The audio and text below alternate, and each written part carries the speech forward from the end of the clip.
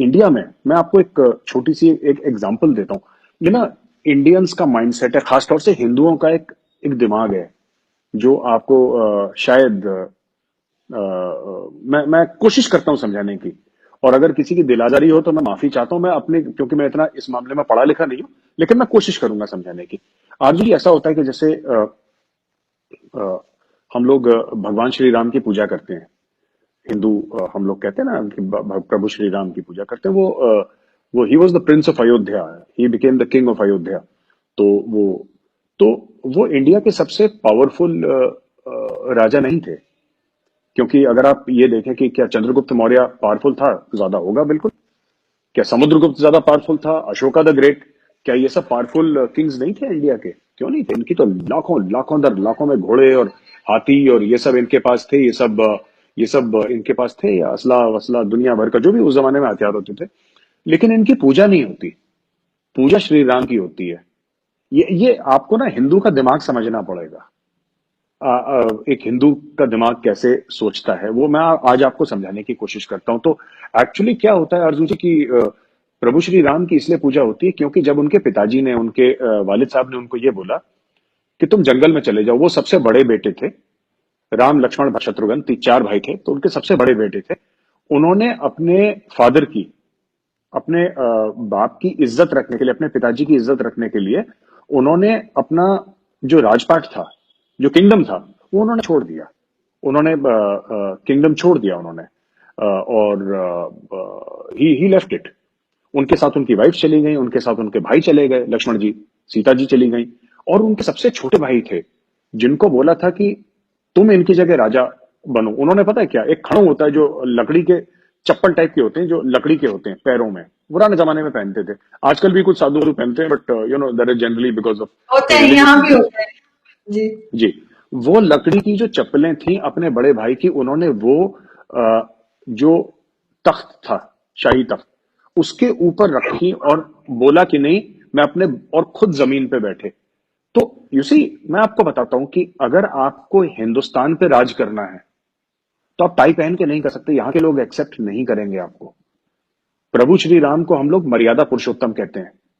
और ऐसा नहीं कि उनसे ही हैज बीन सो अनफॉर्चुनेट। अगर आप श्री राम की कहानी सुनेंगे, वो कितने अनफॉर्चुनेट, मतलब एक राजा बने तो वनवास चले गए 14 साल के लिए।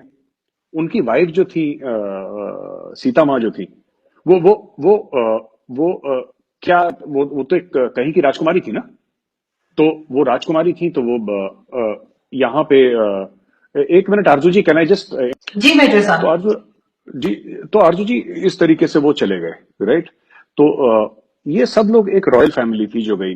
फिर उनकी वाइफ को किडनैप कर लिया। फिर वो गए, उन्होंने एक फौज तैयार करी, सेना तैयार करी, फिर वो लड़े।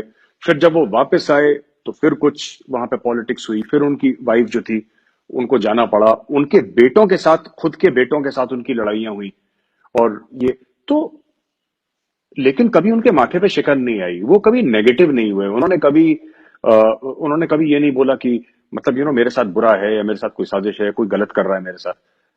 जो हम धर्म कहते हैं, जो हिंदू जिसको धर्म कहता है, वो धर्म जो है वो मजहब नहीं है। धर्म इज ड्यूटी। आपकी ड्यूटी क्या है? मेरी ड्यूटी क्या है? तो हम मानते हैं कि अगर मैं आपको उर्दू के लफ्ज इस्तेमाल करके बताऊं तो यू नो फर्ज बड़ा होता है, हक छोटा होता है। और फर्ज जो है हर समय बड़ा होगा, और हक हर समय छोटा होगा।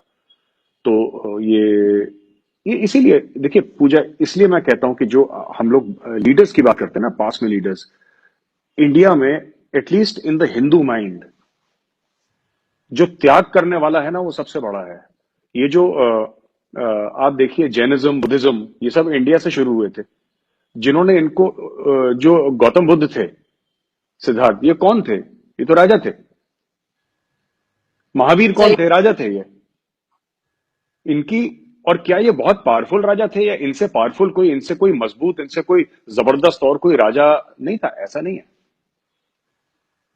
तो मैं आपको ये बताता हूं कि इसीलिए, अगर भारत में आप चाहते हैं लोग आपको फॉलो करें, बिना त्याग के नहीं हो सकता। आप भारत पे राज नहीं कर सकते जब तक ये ठीक है, किसी का बाप है, किसी का दादा है, किसी की चाची चाचा है, उसने किसी को पकड़ा दिया, वो दैट इज सेपरेट केस।